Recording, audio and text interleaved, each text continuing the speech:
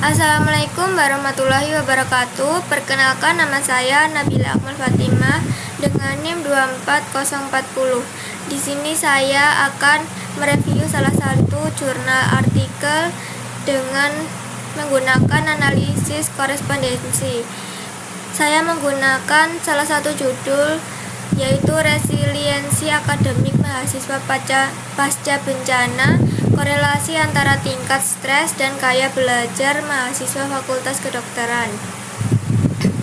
Pendahuluan. Bencana merupakan peristiwa yang mengganggu kehidupan masyarakat dan bisa disebabkan oleh alam, manusia, atau gabungan keduanya. Indonesia termasuk wilayah rawan bencana, seperti yang terjadi di Palu tahun 2018 yang memicu gempa, tsunami, dan likuifaksi, menimbulkan korban jiwa serta kerusakan besar. Peristiwa ini juga dapat menimbulkan stres berat dan juga gangguan psikologis, terutama pada mahasiswa yang terkena dampak langsung. Di Fakultas Kedokteran Universitas Tadulako, tekanan akademik ditambah juga trauma pasca bencana mempengaruhi gaya belajar, konsentrasi, hingga interaksi sosial mahasiswa. Penelitian ini juga bertujuan untuk melihat hubungan antara tingkat stres dan juga gaya belajar mahasiswa pasca bencana. Alasan penggunaan analisis korespondensi.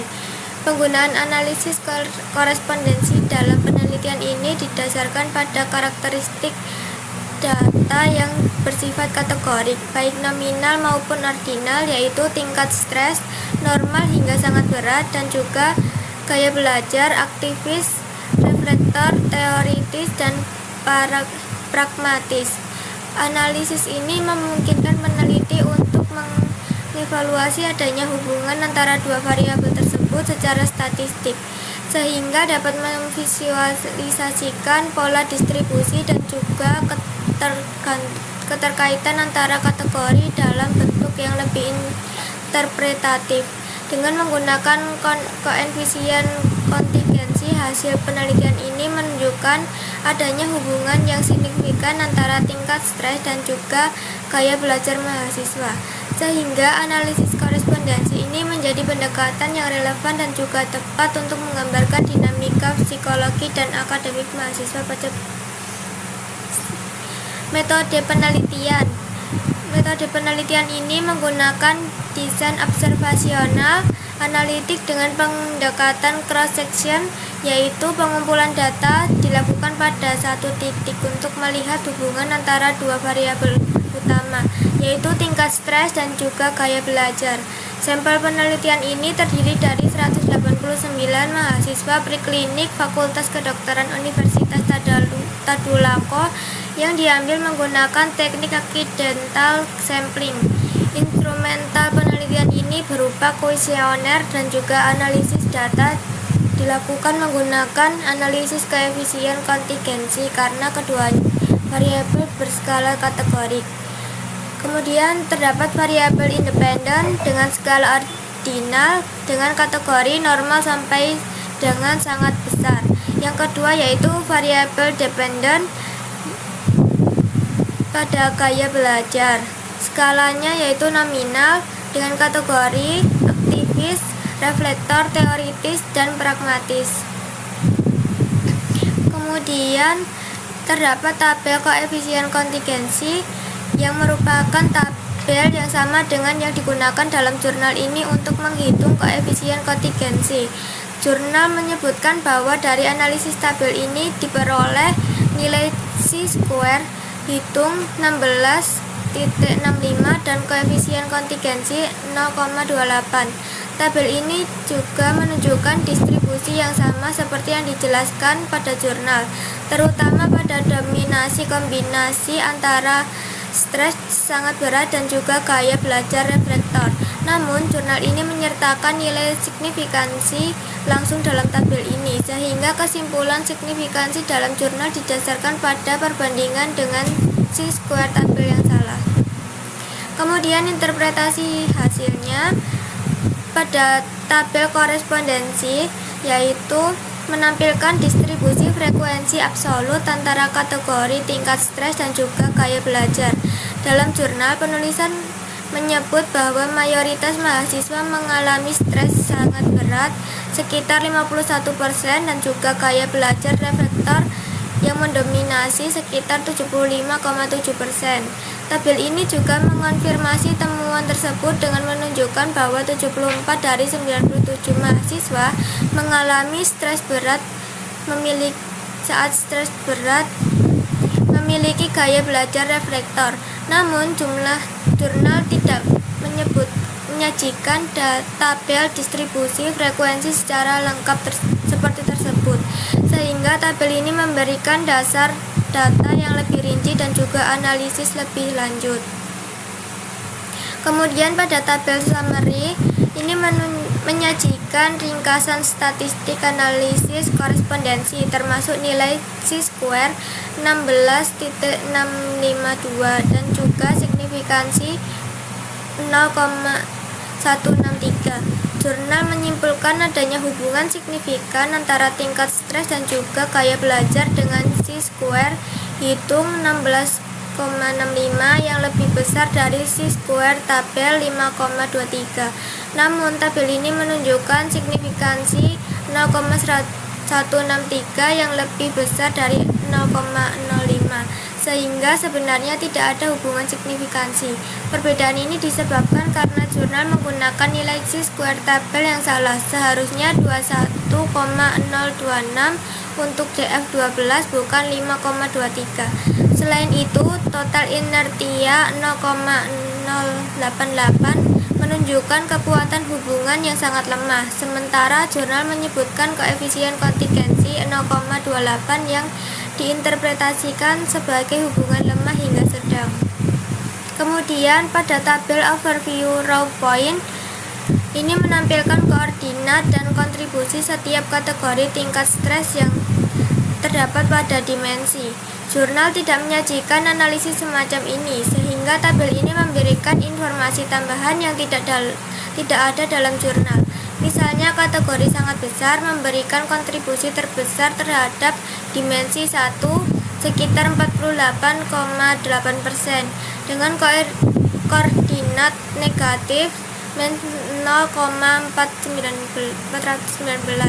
menunjukkan bahwa kategori ini sangat penting dalam membentuk dimensi 1. Hal ini sejalan dengan temuan jurnal bahwa stres sangat berat mendominasi, tetapi jurnal tidak dapat menganalisis kontribusi kategori terhadap dimensi seperti dalam analisis korespondensi. Kemudian pada overview column point ini menunjukkan koordinat dan juga kontribusi setiap kategori gaya belajar terhadap dimensi.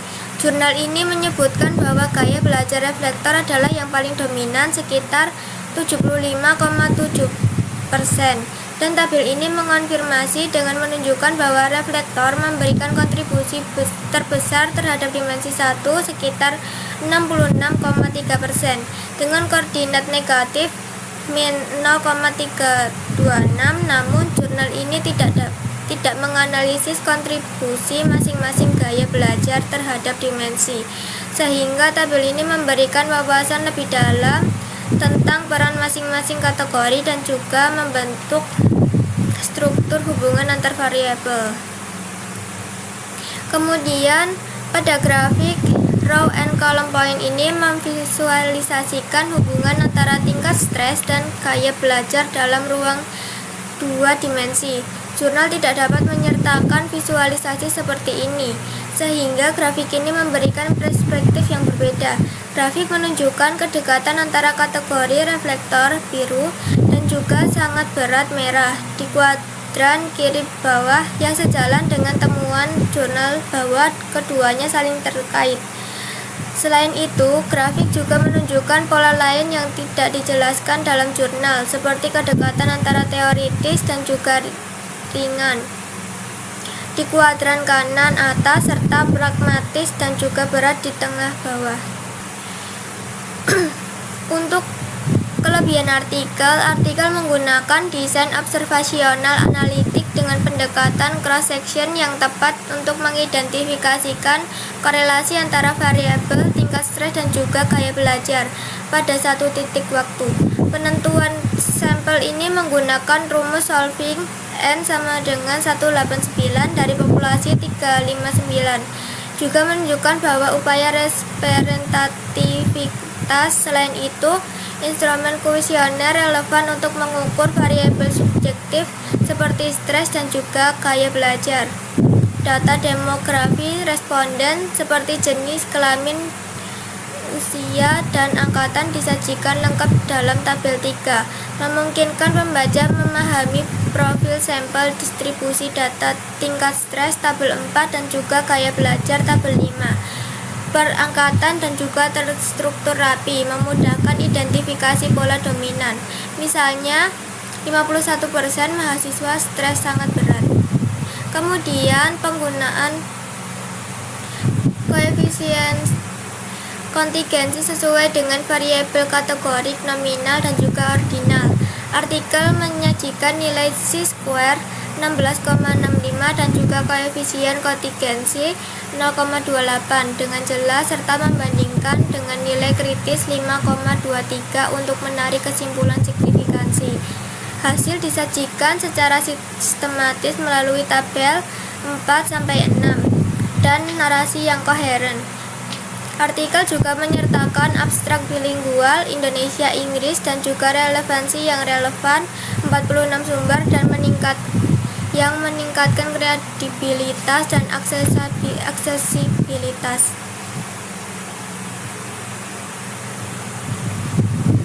Kemudian kekurangan artikel yaitu kesalahan uji signifikansi. Artikel menyatakan bahwa hubungan signifikansi berdasarkan perbandingan chi-square hitung 16,65 lebih besar tabel 5,23, tetapi nilai tabel yang digunakan salah. Untuk DF12 chi-square tabel seharusnya 21,026 bukan 5,23, sehingga kesimpulan signifikansi tidak valid. Kemudian keterbatasan metodologi. Pengguna accidental sampling beresiko bias seleksi, tetapi artikel tidak membahas dampaknya terhadap generalisasi hasil. Selain itu, tidak ada informasi validitas atau reliabilitas kuesioner.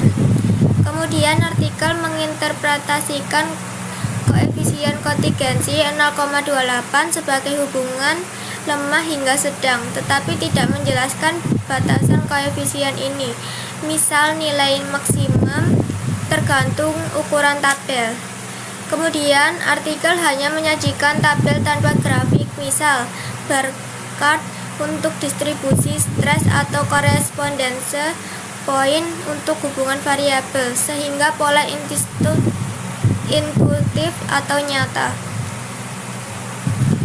Kemudian pembelajaran yang dapat diambil yaitu pentingnya validitas statistik. Artikel mengingatkan untuk selalu memverifikasi nilai kritis uji statistik seperti chi-square tabel berdasarkan derajat DF yang benar. Kesalahan kecil dalam perhitungan dapat mengembalikan kesimpulan penelitian. Analisis multivariat. Artikel menunjukkan bahwa analisis bivariat saja tidak cukup.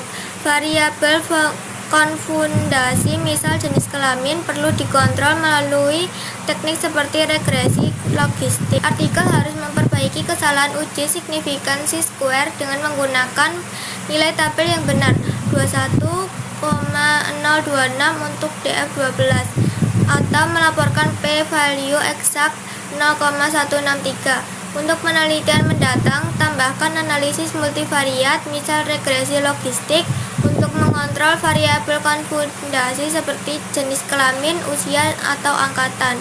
Ini akan memastikan hubungan antara stres dan juga gaya belajar tidak dipengaruhi faktor eksternal.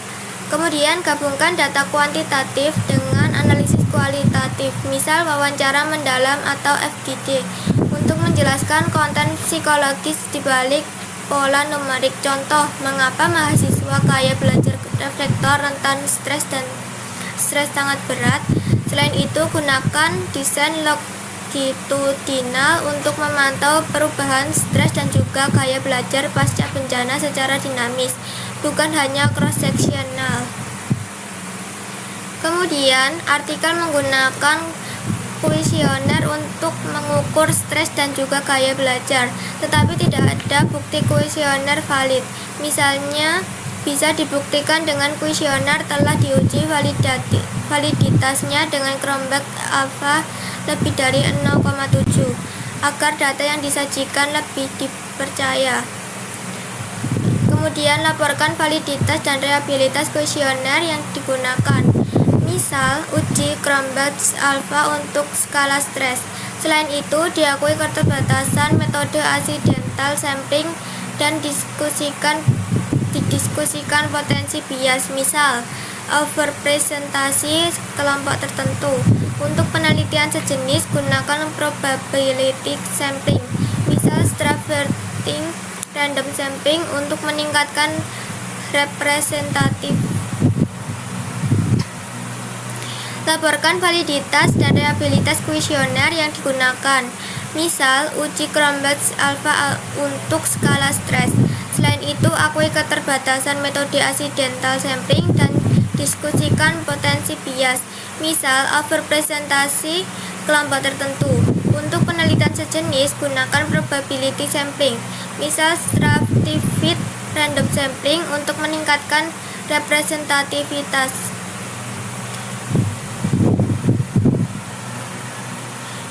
Daftar pustakanya. Kemudian sekian presentasi dari saya. Terima kasih. Wassalamualaikum warahmatullahi wabarakatuh.